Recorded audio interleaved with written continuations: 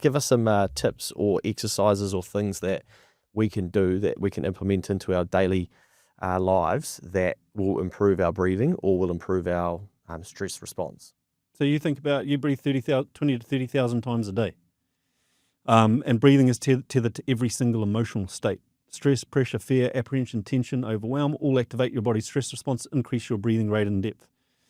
Stress control, remember, stress control is regulating your physical and mental state. So when your breathing rate and depth increases because you are in a stress state, by taking control of your breathing and doing the opposite, slowing down, you are intercepting the stress response. Doesn't mean you're not stressed, just means you have way more control of your internal state, which means you have more control of the situation, more control of your actions, more control of your outcomes. It's not difficult, just consciously control your breathing.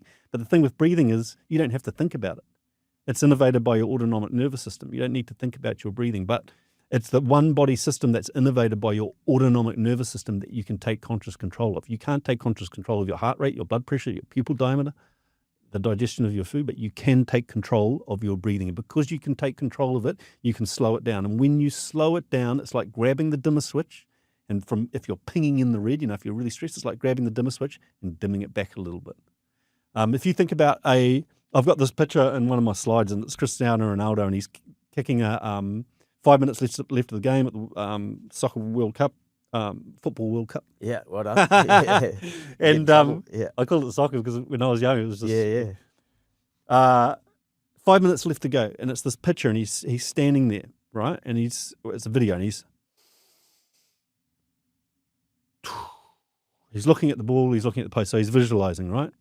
But he's also shakes his hands a little bit. He's doing a body scan. He's releasing tension. Then you see him repeat something 2 or 3 times. It's what we call a power phrase. For me, my power phrase, I'm calm, I'm centered, I'm focused, I'm ready, I've got this. Whatever it might be, the thing that you tell yourself. So he just goes through a simple process of the things that we've talked about. Control of breathing, control of psychological state through your self-talk, a little bit of visualization, and a quick body scan. But breathing is the key lever there. Breathing is really the key lever because it is indirectly connected to your nervous system. Slow it down, activate more calm state in your body. So how many times do we want to be doing this a day? Yeah, good question, man. Is it like, we need to be conscious of it 24/7, or is it? Nah. The health and wellness world, it's just like... Yeah, everything to the extreme. No, you should never strive for perfection in anything because it's not attainable.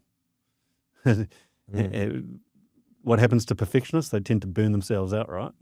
Yeah. So I'll give you, a sniper has to shoot someone from 500 meters away. Do they need to be in the red or the blue? They got to be in the blue. Yes, they have to be more in the blue, right? Low heart rate, low blood pressure, breathing's down. If I have to shoot you from 20 feet away, do I need to be in the red or the blue? Yeah, red. Yeah, red. Yeah. And so a sniper will do a couple of cycles of this box breathing. Inhale, hold, exhale, hold, inhale, hold. And they're able to shift their state rapidly and on demand in very dynamic, high stress, high pressure situations. Why can they do it so quickly? They've trained themselves. They train it every day. And that's one of the key things with the work that I do is training this breathing every day, just 5 minutes a day. Your brain just recognizes patterns. Oh, he's doing that breathing thing again. That's where we shift into a calm state. And so you've then earned the right to go into stress and pressure situations, getting up and to talk at a boardroom where you're so stressed and overwhelmed, and you just regulate your breathing. It doesn't mean you're not stressed and overwhelmed. It just means you've got much better response flexibility, more control of the situation. And so the cool thing about that is you're training something every day that you can apply into stress and pressure situations, but you're also practicing shifting from whatever physical and mental state you're in into one of calm. And that is a skill, man. That is just such an important skill, especially in nowadays where everything is about stimulus. Yeah. So I would...